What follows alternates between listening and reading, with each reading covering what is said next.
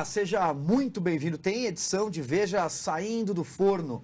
E quem vai me ajudar a apresentar as principais reportagens dessa semana são os editores Ana Clara Costa e Duda Teixeira. Tudo bem? Tudo bem, boa noite. Silvio, tudo bem? Então vamos lá, quer acompanhar a capa? Confere aí na sua tela. A ameaça a Bolsonaro. Com ideias extremistas e discurso insultuoso, o presidenciável já tem o apoio de 30 milhões de brasileiros e consolida-se em segundo lugar nas pesquisas. Aqui do meu lado está a autora da reportagem, Ana Clara. Ana, com 16%, segundo o Instituto Datafolha, e num cenário no qual é cada vez mais provável que o ex-presidente Lula, por problemas com a justiça, não possa concorrer, Bolsonaro seria hoje o líder, o candidato favorito. Eu queria que você contasse como é que foi esse processo para construir essa reportagem. Você viajou para mais de um lugar, não foi isso? Resende, Brasília, e acompanhou passo a passo as pessoas em volta dele, o discurso dele. Conta um pouco para a gente quem é o deputado Bolsonaro e também por que a ameaça Bolsonaro, como diz a capa dessa semana. Bom, Silvio, a gente acompanhou ele durante mais ou menos um mês. A gente acompanhou ele em 4 viagens, Rio de Janeiro, Brasília, Resende, Barretos, quando ele foi na festa do peão. E seguindo todos os passos, assim, inclusive com o próprio aval dele, né? A gente estava junto e, enfim, vendo como é que ele se movimenta com essas multidões que vão atrás dele. Eu também fui até, mas aí sem ele, né? Fui até a cidade dele, de Eldorado Paulista, no interior de São Paulo, Vale do Ribeira, conversar com colegas de escola, professores, gente que conhece o deputado Bolsonaro desde a infância. E, enfim, para entender um pouco como que se construiu essa figura, que hoje, que antes era uma figura folclórica do Congresso e até arrancava risada das pessoas pelo extremismo, e que hoje tem chances aí cada vez maiores de ir para um segundo turno em 2018.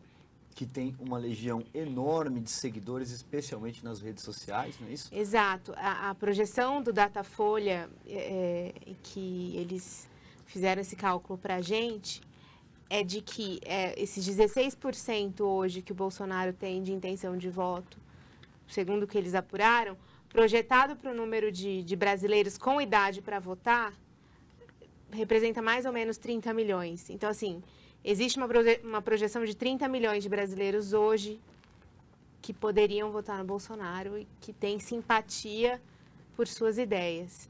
E a questão da ameaça é enfim, ele é deliberadamente defensor de ideias autoritárias, né? E a última dele foi ele encampar o discurso do general Hamilton Mourão, que disse que os militares deveriam tomar o poder no Brasil para consertar tudo e etc. E ele não é uma pessoa que desgosta desse viés. Ele não acha que houve ditadura, enfim, ele é todo um pacote extremista aí que agrada algumas pessoas, mas a principal razão da ameaça é porque ele é uma pessoa muito isolada, ele é um político muito isolado.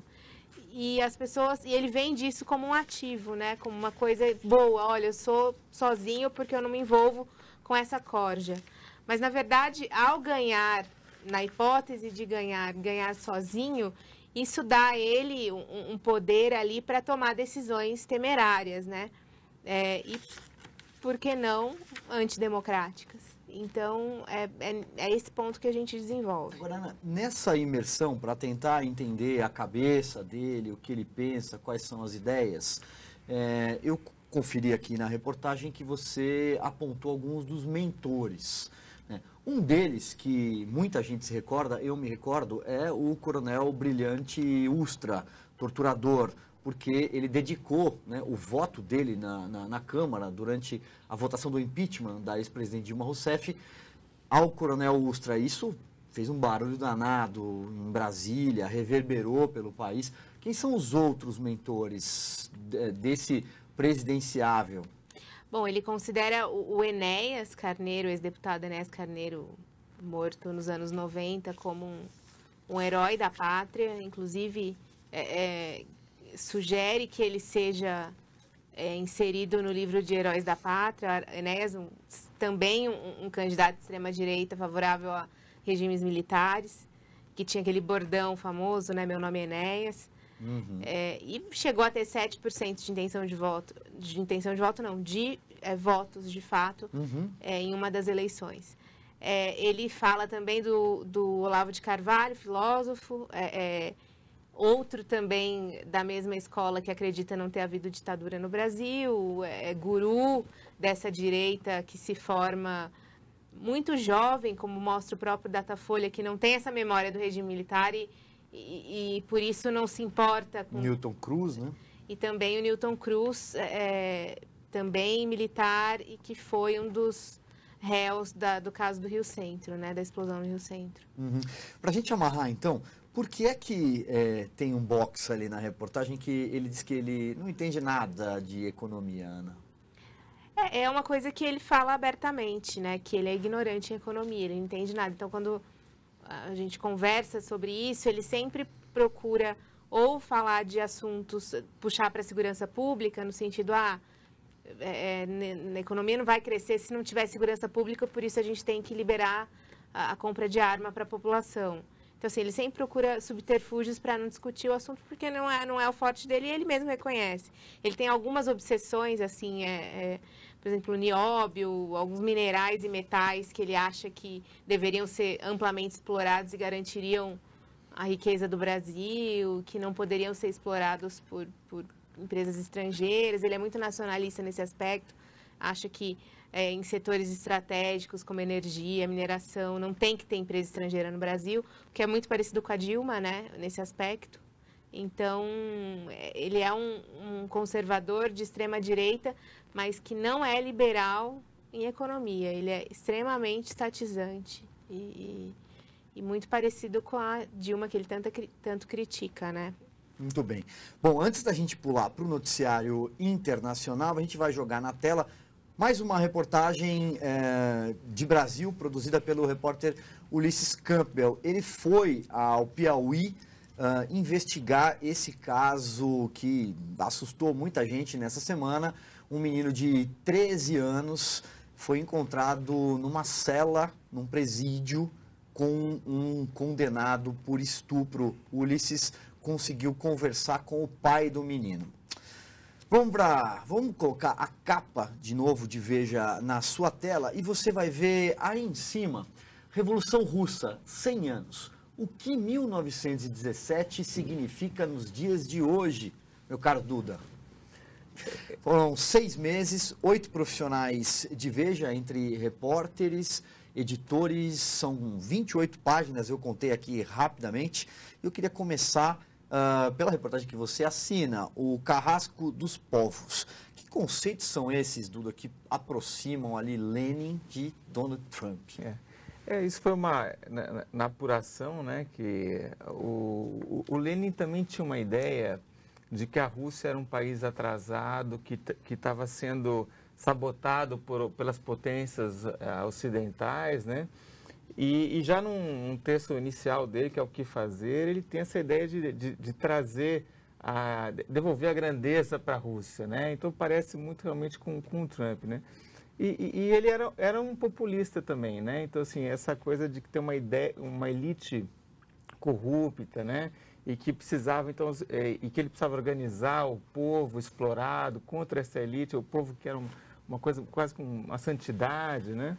Então, ele vai ter isso. É claro que no decorrer da Revolução Russa, e aí são vários acontecimentos, esse nacionalismo do Lenin, ele vai entrar em contraste com outros nacionalismos, né? E aí a matéria fica um pouquinho mais complexa como o final. O nosso objetivo no especial foi sempre pegar o legado, né?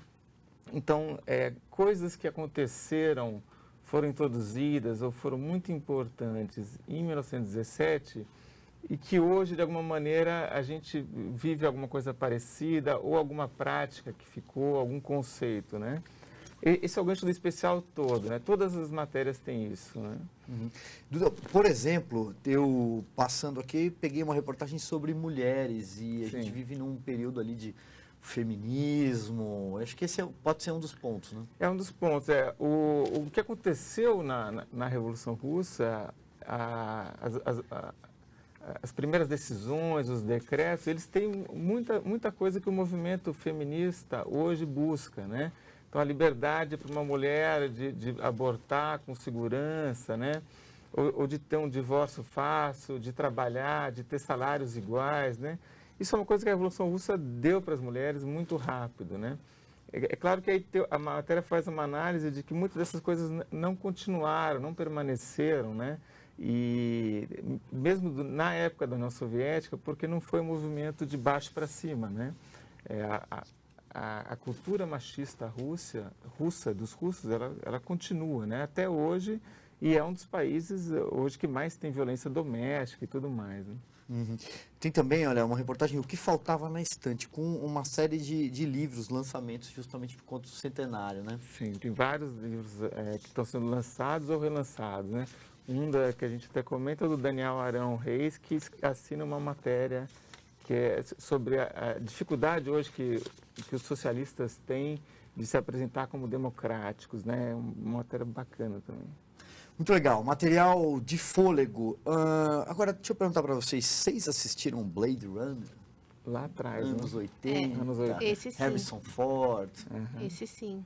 Pois é, tem aí um lançamento, Blade Runner 2049. Na sua tela você acompanha o texto da Isabela Boscov, Um Espelho Colossal. Isabela fala muito bem do filme e diz até que ele se aproxima do filme original. Eu quero agradecer ao Duda e à Ana. Muito obrigado. Eu que agradeço, Silvio. Convidar você para leitura e a gente se despede com um trailer de Blade Runner. Um ótimo final de semana. A gente se vê na segunda-feira. Até lá.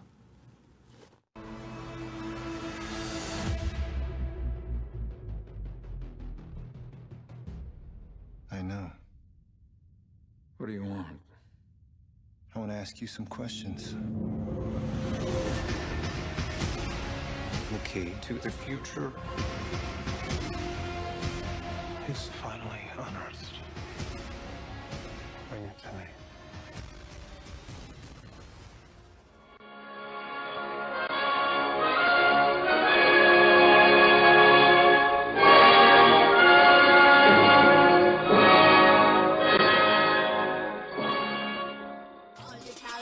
Do the mumble like a crazy, rumble like a crazy, rumble like a crazy, rumble like